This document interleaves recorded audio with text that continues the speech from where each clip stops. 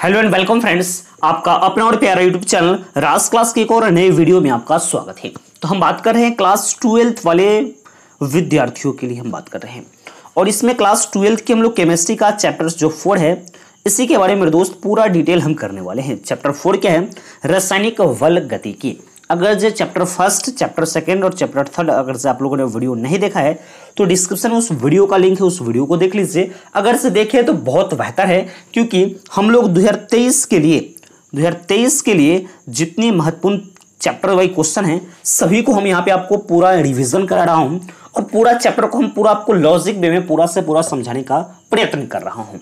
आप वीडियो को पूरा देखिएगा जिससे आपको पूरा कंप्लीटली समझ में आएगा और इस जो चैप्टर है इससे कौन क्वेश्चन है जो आपको बोर्ड एग्जाम में आएगा उस क्वेश्चन को आपको यहाँ से लिखकर उसका आप नोट्स आप बना सकते हैं मेरे दोस्त। ठीक है, ऐसे अगर इसका पीडीएफ नोट्स चाहिए तो डिस्क्रिप्शन में लिंक है टेलीग्राम ग्रुप का, उस टेलीग्राम में जुड़ जाइएगा, वहां पे इसका पीडीएफ नोट्स आपको बिल्कुल मुफ्त में दिया जाएगा मेरे दोस्त। तो चलिए, चैप्टर जो 4 है ना, बहुत ही बेहतर चैप्टर है। क्या कर रहा है? रासायनिक बल गतिकी, जिसका इंग्लिश में हम लोग कहते हैं केमिकल काइनेटिक्स। बहुत बेहतर चैप्टर है। इसकी परिभाषा को हम समझते चलेंगे क्योंकि इसके मेन पॉइंट को हम यहाँ पे ज्यादा से ज्यादा इंडिकेट करेंगे, क्योंकि आपकी एग्जाम की समय बहुत कम है। अभी से प्रिपरेशन कीजिएगा तो बहुत बेहतर मार्क्स आएगा। मैं आपको गारंटी देता हूँ ना कि जो चैप्टर आपको समझ में आएगा ना बहुत बेहतर तरीका से समझ में आएगा। ऑब्जेक्टिव भी क्लियर हो जाएंगे और सब्जेक्टिव टाइप के क्वेश्चन आपके इसमें क्लियर हो जाएंगे मेरे दोस्त। तो चलिए हम लोग देखते हैं क्या है इसका परिभाषा। क्या है? रसायन शास्त्र की वह शाखा जिसके अंतर्गत हम रासायनिक अभिक्रिया के गति, उसकी क्रियाविधि, रासायनिक जो अभिक्रिया है उसकी गति के बारे में, उसकी क्रियाविधि तथा रासायनिक अभिक्रिया के गति को प्रभावित करने वाले कारकों का अध्ययन करते हैं। उसके कारकों का अध्ययन करते हैं, उसको हम क्या कहते हैं? रासायनिक बल गतिकी कहते हैं। अब यहाँ आता है अभिक्रिया के गति के आधार पर अभिक्रिया निम्नलिखित कितने प्रकार की होती है। यानी अभिक्रिया की जो गति होती है, रासायनिक अभिक्रिया की जो गति है उसके आधार पर जो गति है वह कितने प्रकार की होती है। तो उसके आधार पर गति है जो 3 प्रकार की होती है। पहला है तत्कालिक या तात्क्षणिक अभिक्रिया। क्या होता है?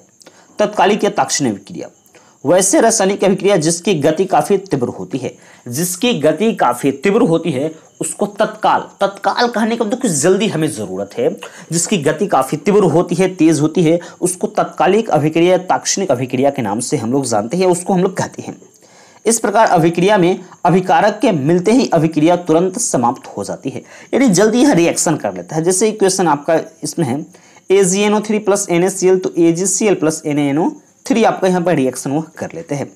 फिर दूसरा नंबर आता है अति मंद अभिक्रिया। तो अति मंद अभिक्रिया क्या है? तो वैसे रासायनिक अभिक्रिया जिसकी गति काफी धीमी होती है, काफी मंद होती है, उसको अति मंद अभिक्रिया हम लोग कहते हैं। फिर से समझेंगे अति मंद अभिक्रिया कि वैसे रासायनिक अभिक्रिया जिसकी गति काफी मंद होती है, काफी धीमी होती है, उसे अति मंद अभिक्रिया कहते हैं। जैसे में लोहे का जंग लगना, चाहे सीमेंट जो है, सीमेंट जो जमता है उसको सीमेंट का जमना।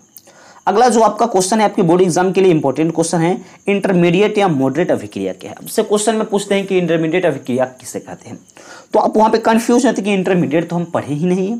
लेकिन मैं आपको यहाँ पे एक जिसका जो 2-3 नाम है, सब नाम को हम यहाँ पे बता दे रहा हूँ जिससे आपकी कोई भी क्वेश्चन बोर्ड एग्जाम में नहीं छूटे मेरे दोस्त। ठीक है, तो इसका क्या है कि वैसे रासायनिक अभिक्रिया जिसकी गति सीमित होती है, जिसकी गति मॉडरेट कहने का मतलब कि सीमित होता है, एक समान होता है, जिससे प्रयोगशाला में परिकलित किया जाता है, उससे मॉडरेट अभिक्रिया, इंटरमीडिएट अभिक्रिया कहते हैं। जैसे H2O2 का विघटन और वियोजन। अब यहाँ पे आता है रासायनिक अभिक्रिया की वेग या दर। रासायनिक अभिक्रिया के दर या वेग क्या है उसको देखते हैं। रेट ऑफ रिएक्शन क्या है? इकाई समय में अभिकारक या प्रतिफल के सांद्रण में होने वाले परिवर्तन को, अभिकारक हो या प्रतिफल हो, इसके सांद्रण में होने वाला जो परिवर्तन होता है उसको क्या कहते हैं? रासायनिक अभिक्रिया की दर कहते हैं। और इससे किससे प्रदर्शित करते हैं? इससे R से प्रदर्शित करते हैं।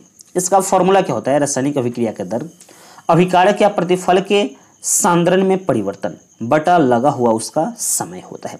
अब सांद्रण क्या होता है कि मोलों की संख्या बटे आयतन को अगर हम इसका रेशियो निकालते हैं तब हमारे पास क्या आता है? तो सांद्रण आता है। अभिक्रिया का औसत दर क्या होता है? एवरेज रेट ऑफ रिएक्शन क्या है? अभिक्रिया की औसत दर, अभिक्रिया का वह दर जो एक लंबी समय अंतराल के लिए प्रकलित की जाती है। अभिक्रिया की कोई ऐसी दर हो जो लंबी समय अंतराल के लिए, बहुत समय अंतराल के लिए वह प्रकलित किया जाता है, वह निकाला जाता है, उसको हम लोग क्या कहते हैं, रासायनिक अभिक्रिया की औसत दर उसको कहा जाता है। फिर आता है रासायनिक अभिक्रिया की औसत दर का एक फॉर्मूला है R average delta R by delta T is equal to delta P by delta T. अब वेग समीकरण या वेग नियम, ये आपके लिए इंपॉर्टेंट प्रश्न है, आपकी बोर्ड एग्जाम के लिए वीवीआई क्वेश्चन है। क्या कहता है, वेग नियम या वेग समीकरण क्या होता है? तो rate law of the rate reaction क्या होता है, किसी निश्चित ताप पर वैसे गणितीय व्यंजक कि किसी निश्चित ताप पर वैसे गणितीय व्यंजक जो अभिकारक के सांद्रण के पदों में सभी अभिक्रिया दर को व्यक्त करता है, उसे वेग नियम या वेग समीकरण कहते हैं। जो आपका वेग समीकरण का यहाँ पे आपको इंडिकेट कर दिया कि इसको आप नोट डाउन कर लीजिएगा मेरे दोस्त, ठीक है। अब आता है वेग नियतांक या स्थिरांक क्या होता है? तो किसी रासायनिक अभिक्रिया में अभिक्रिया की दर ही वेग नियतांक कहलाता है। यानी कोई भी रासायनिक अभिक्रिया में अभिक्रिया का जो दर होता है ना, वही क्या कहलाता है, वेग नियतांक कहलाता है या वेग स्थिरांक कहलाता है। जब उस रासायनिक अभिक्रिया में उपस्थित सभी अभिकारक के मान एक इकाई होती है तो उसे वेग नियम, यानी इस तरह से हम लोग इस क्वेश्चन में उसको डिनोट कर लेते हैं मेरे दोस्त। इसका आता है अभिक्रिया की कोटि। क्या है अभिक्रिया की कोटि? तो वेग नियम में अर्थात वेग नियम हो अर्थात वेग समीकरण में उपस्थित सभी अभिकारकों के सांद्रण के पदों का घात का योगफल अभिक्रिया की कोटि कहलाता है। इसके पदों का घात का जो योगफल है, यानी इसकी घातों का योगफल, उसको अगर जब हम जोड़ देते हैं एक्स प्लस वाई, क्या कहलाता है, तो अभिक्रिया की कोटि कहलाता है। आता है कि अभिक्रिया की कोटि की विशेषताएं क्या है? क्या है, यह एक प्रायोगिक राशि है, यह धन ऋण तथा शून्य और भिन्न भी हो सकता है। फिर कह रहा है यह ताप तथा दाब पर निर्भर करता है। फिर आता है अभिक्रिया की आणविकता। तो अभिक्रिया की आणविकता क्या है? किसी रासायनिक अभिक्रिया में भाग लेने वाले अभिकारकों के अणु, परमाणु तथा आयनों की संख्या को क्या कहते हैं, आणविकता कहते हैं। अभिक्रिया की आणविकता हम लोग यहाँ पे कहते हैं। आता है कि अभिक्रिया की आणविकता की विशेषता क्या है? यह एक सैद्धांतिक मान है, यह हमेशा धनात्मक होता है, यह यह कभी ऋणात्मक, शून्य तथा कभी भिन्न संख्या नहीं होता है, यह ताप दाब से स्वतंत्र अवस्था में होता है। फिर आता है अभिक्रिया की कोटि और अभिक्रिया की आणविकता, इसमें अंतर कह रहा है। यह एक प्रायोगिक मान है, यह सैद्धांतिक मान है। फिर क्या है, यह धनात्मक ऋणात्मक का शून्य होता है, यह हमेशा धनात्मक होता है। यह ताप दाब पर निर्भर करता है, यह ताप दाब से क्या होता है, तो स्वतंत्र होता है।